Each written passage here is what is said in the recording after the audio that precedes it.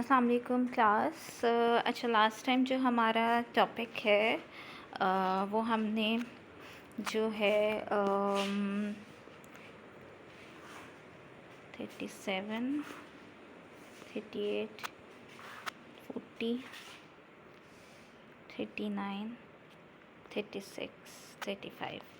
अच्छा, 35 हम पढ़ चुके हैं, 36 भी हम पढ़ चुके हैं, 37 भी कंप्लीट हो चुका है। हाँ, 38 से हमने पढ़ना है। 37 जो ऑर्गेनिक एनोलॉजी है, हाँ ये कंप्लीट हम कर चुके हैं, ठीक है। अच्छा, अब ये वाली जो इसकी थ्योरी थी स्पेंसर की, ये थर्ड थ्योरी थी, Spencer theory of organic analogy, ठीक है। अब हमारे पास आ जाता है theory of social Darwinism, meaning of the concept of social Darwinism. Social Darwinism, a 19th century adoption of Charles Darwin theory of evolution, is a theoretical explanation of human social life in general and social inequality in particular, ठीक है। अच्छा, social डार्विनिज़म जो 19th century की Charles Darwin की theory से जो है inspired होके सोशल डार्विनिज़म की थेरी हर्बर्ट स्पेंसर ने दी थी। इसमें वो बात करता था कि ह्यूमन सोशल लाइफ जो है, इसने उसके बारे में बात की, एक जनरल और दूसरी के किस तरीके से इंसान हमारी जो सोशल लाइफ है उसमें सोशल इनइक्वालिटी पाई जाती है, ठीक है। The term social Darwinism refers to any doctrine which makes use or misuse of Charles Darwin's biological evolutionary principle to explain or justify the existing form of human social organization. अच्छा, अब ये जो social डार्विनिज़म है, ये इसने बिल्कुल इसमें जैसे डार्विन का बायोलॉजिकल एवोल्यूशनरी प्रिंसिपल को ही माइंड में रखते हुए इसने ह्यूमन सोशल ऑर्गेनाइजेशन की बात की है। Herbert Spencer of Britain and W.G. Sumner of America can be considered the two prominent advocate of the theory of social Darwinism. Like इन दोनों ने social Darwinism के ऊपर काम किया हुआ है। Spencer social Darwinism centered around two fundamental principles. जो Spencer का social Darwinism है उसमें दो बेसिक प्रिंसिपल्स के ऊपर उसने बात की है। एक उसने सर्वाइवल ऑफ द फिटेस्ट की बात की है और दूसरी जो है उसने प्रिंसिपल ऑफ नॉन इंटरफेरेंस की बात की है। सर्वाइवल ऑफ द फिटेस्ट में वो ये कहता है कि according to Spencer nature is endowed with the providential tendency to get rid of the unfit and to make room for the better.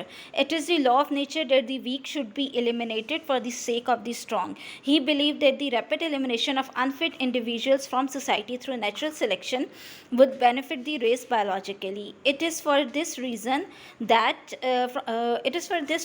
the state should do nothing to relieve the conditions of poor, whom Spencer assumed to be less fit. By less fit, Spencer meant less healthy and less intelligent than the social norms.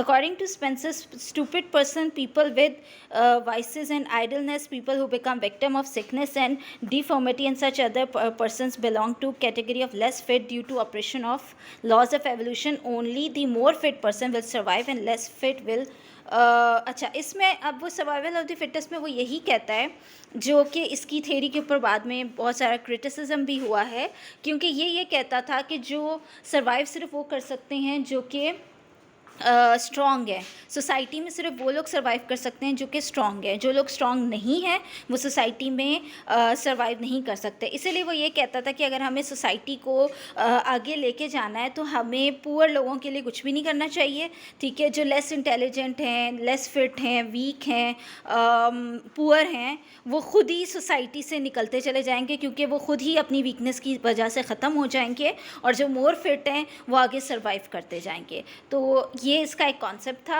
जो कि जिसके ऊपर criticism भी काफ़ी है। आप लोगों ने भी अपने फीडबैक देना है इसमें कि आप लोगों को क्या लगता है कि इसने जो ये बात की है ये ठीक की है या गलत की है, ठीक है। नेक्स्ट इसमें वो बात करता है principle of non interference. Spencer who champion the ideology of social Darwinism also became a very strong advocate of individualism and laissez-faire politics. Spencer opposed almost all forms of state all forms of state interference with private property. He insisted that the state had no business in education, health and sanitation, postal services, money and banking, regulation of housing conditions, or the elimination of poverty. Money used for such activities could better be spent to support labor employed in new productive works, land, drainage, building, machine building, etc. According to Spencer, state was just a joint stock company whose primary business was protection of the rights of individual and defending the interest of its citizen against external aggression.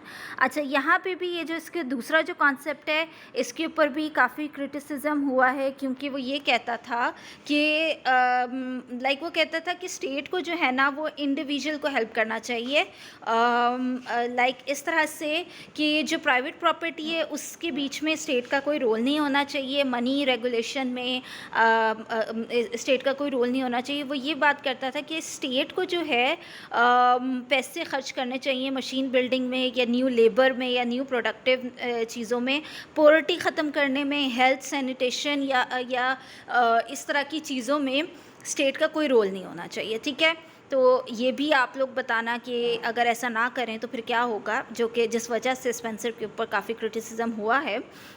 Views of Comte's were different in this regard. अच्छा, ये रहने दो, Comte की बात है। ठीक है, अच्छा आगे आ जाता है religious beliefs and doctrine related to the hierarchy of powers of God. This authoritarian and hierarchical nature of society, एक मिनट, ये 38 है, नहीं ये नहीं आएगा, 39 आएगा। हाँ अच्छा, ये ठीक है। आगे वो टाइप्स ऑफ सोसाइटी की बात करता है। ये दो पॉइंट्स जो हैं ये सोशल डार्विनिज्म में आ जाते हैं। आगे वो टाइप्स ऑफ सोसाइटी की बात करता है, क्लासिफिकेशन एंड कंपैरिजन।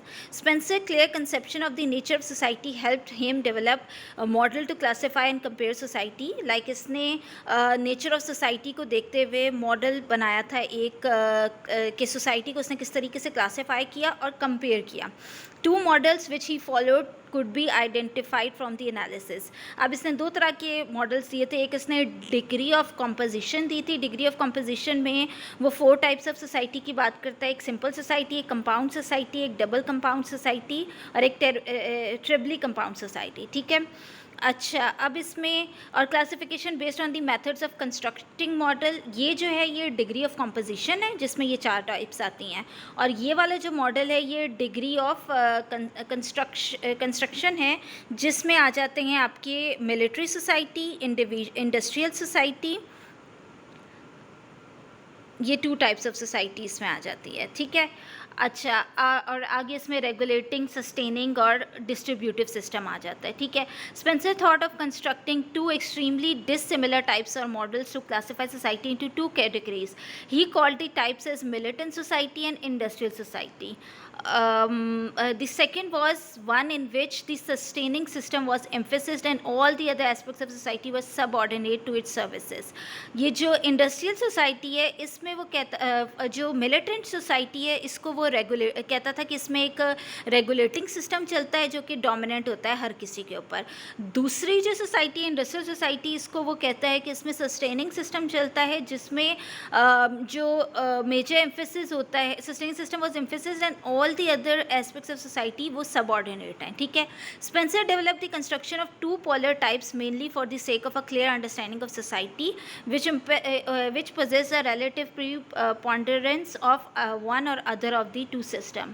ठीक है, Spencer described his 2 types of society as follow। militant society, militant society वो किसको कहता था, is any form of society in which the military exerts a dominant or pervasive role। it's militant society वो society को कहता था कि जिसमें जो मिलिट्री है ना किसी भी सोसाइटी की वो डोमिनेंट होती है। ठीक है, इसके करेक्टरिस्टिक्स उसने बताए, 3 करेक्टरिस्टिक्स उसने बताए, 4 हैं करेक्टरिस्टिक्स इसमें। हाँ ठीक है, organisation for offensive and defensive military action.